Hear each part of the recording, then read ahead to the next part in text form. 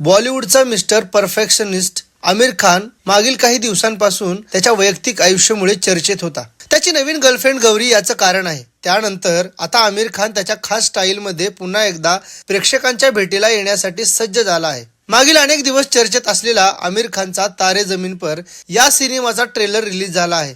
तारे जमीन पर सुपरहिट चित्रपटाचा हा सिक्वल आहे. 3 मिनिटे 29 सेकंदाचा हा ट्रेलर सोशल मीडियावर प्रचंड व्हायरल झाला आहे. 60व्या वर्षी आमिरला मिळालेलं प्रेमाचं इंजेक्शन गुणकारी ठरलं आहे, कारण त्याचं मनच नाही तर बॉडीचंही ट्रान्सफॉर्मेशन झाले.